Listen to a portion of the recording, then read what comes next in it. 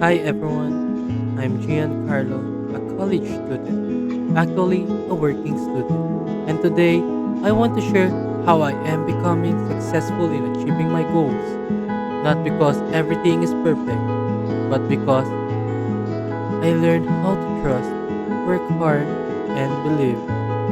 Before everything started, I prayed.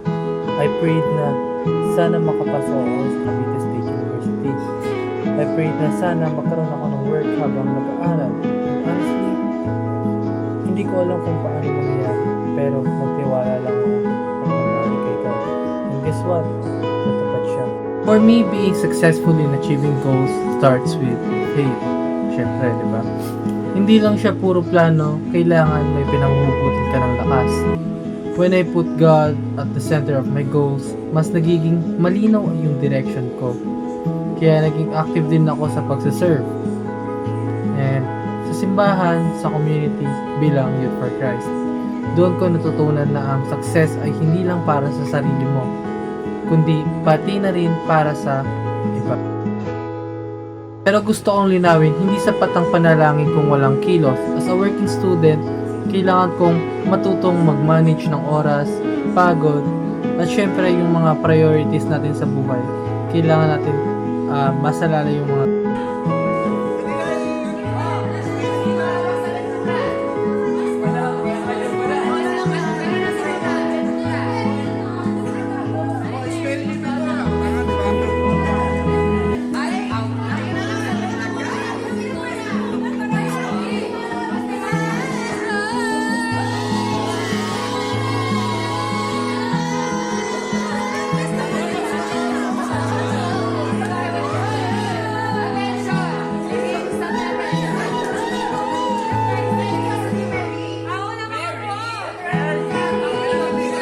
Siyempre, may mga araw na nakakapagod, may times na gusto mo nang sumuko, pero bawat effort, bawat sakripisyo, may patutunguhan.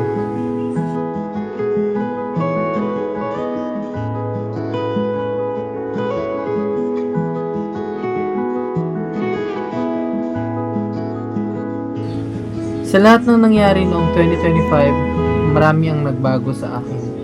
I learned that achieving goals doesn't mean walang hirap. It means hindi ka sumusuko kahit mahirap. You know guys, success is trusting God, doing your part, and believing na may plano siya para sa'yo.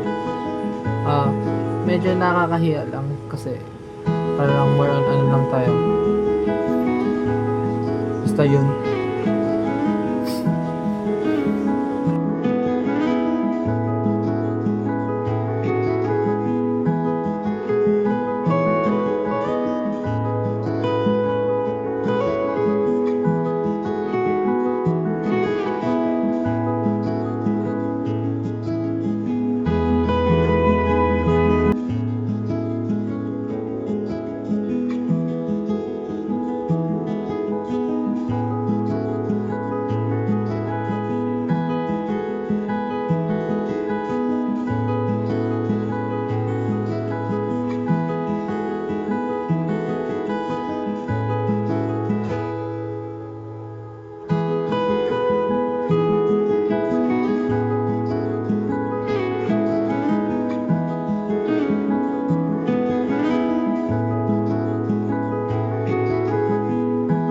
And ngayong taon, pagkakatiwala ko ulit lahat sa Kanya.